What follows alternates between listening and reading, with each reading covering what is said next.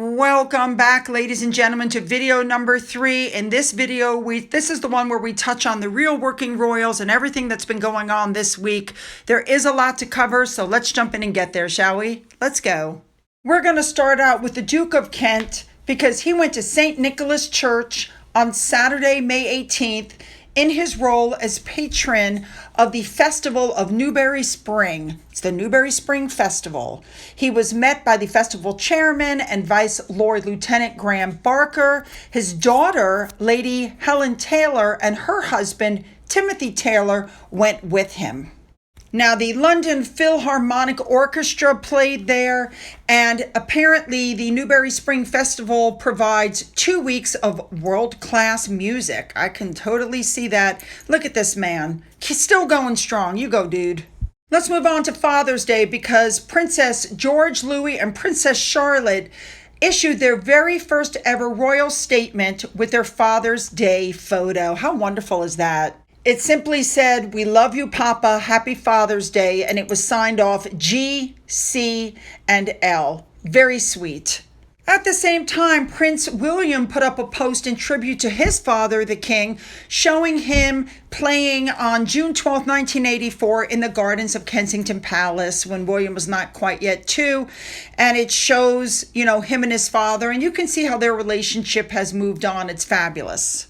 At the same time, King Charles put out a video that shared footage of him and Prince Philip, and he put up a notice wishing all dads and those who may be missing their parents today a relaxing Father's Day. It was a beautiful montage, piano music.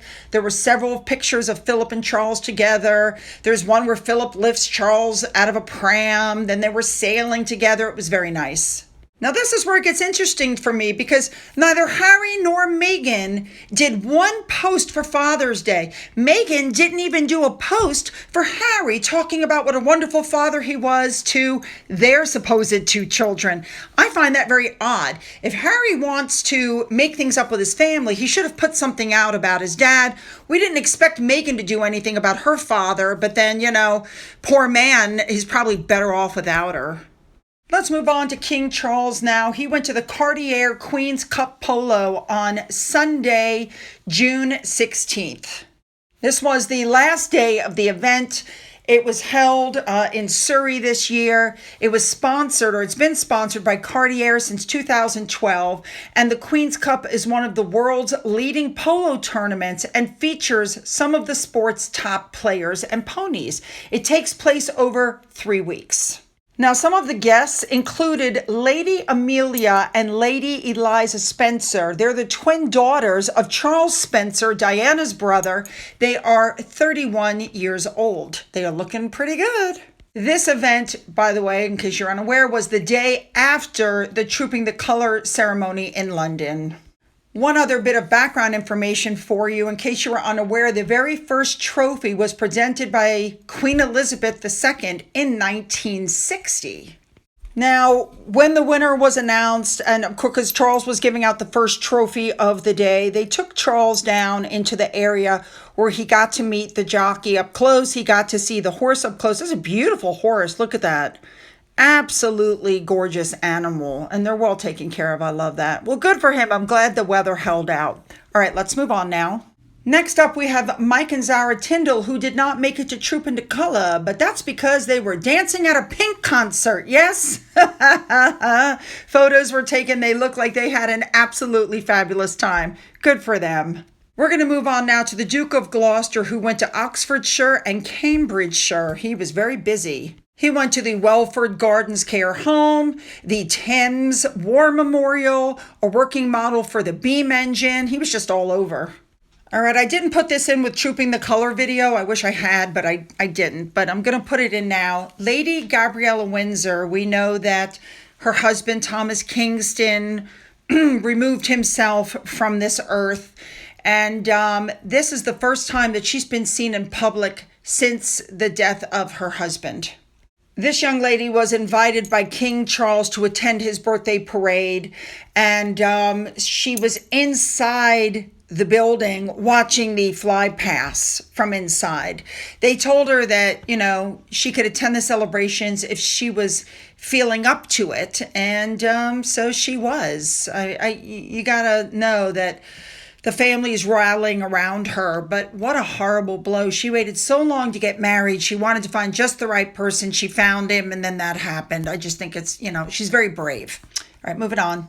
Let's move on to Princess Beatrice. She reminds me a lot of Princess Anne. She went from London Luton Airport, which is a very small, non-flashy airport compared to Heathrow. She carried her own luggage. She went schlepping to the south of France. And she was there to participate in the, quote, Emotional Intelligence in the AI Age panel at Journal House with Spotify Chief Public Affairs Officer Dusty Jenkins. Isn't that a turn of events? She's working with Spotify. Now, you may not also know this, but she works full-time as Vice President of Partnerships and Strategy for the software brand Affinity. Interesting. And she said that technology in general really gave her a space to be herself because of her dyslexia. She said that because of the dyslexia, she was always fascinated by how things worked and now, the way her brain worked. And she was a very visual learner. And she said, it doesn't matter where you're coming from and what you're doing. If you can deliver, that for me is the most exciting thing about the technology sector. I love the fact that she carried her own bag. She's so unpretentious. Oh, all right. And a big thank you to Remoulade Sauce for showing us everything that she was wearing. Let's move on. I want to thank Remoulade Sauce for this next one because Princess Eugenie was apparently at the Fashion Trust Arabian dinner in celebration of the 2023 FDA prize winners at the Claridge Hotel. But this picture put up by Remoulade Sauce was the only one I could find, so thank you for that. To finish this out, I wanted to show this to you guys. This was interesting. We knew Buckingham Palace was undergoing a massive renovation for the last 5 years. So they're just now releasing some information about the refurbishment of the East Wing, which is about to be open to the public for the first time. So they used $369 million. They have replaced 190 miles of electrical cabling. That's the distance from London to Leeds. More than 40,000 floorboards have been replaced, and 41 apprentices worked on the renovations. The renovation started in 2017, and the king wants it to be, as he said, the People's Palace. He's going to open it up to the public with garden parties and summer openings. And it is a national asset, and it has to be made more accessible to the public.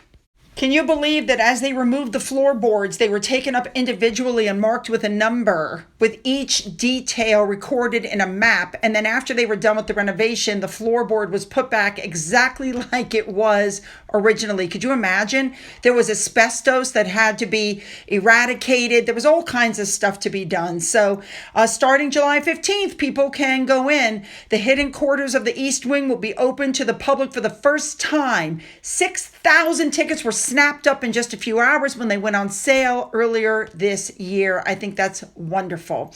All right, you guys, go down into the description box. You'll find the links to my Twitter, my Gettr, my Rumble, my email, my Patreon. You'll find my Amazon wish list. You'll find an email address. You'll find a physical address.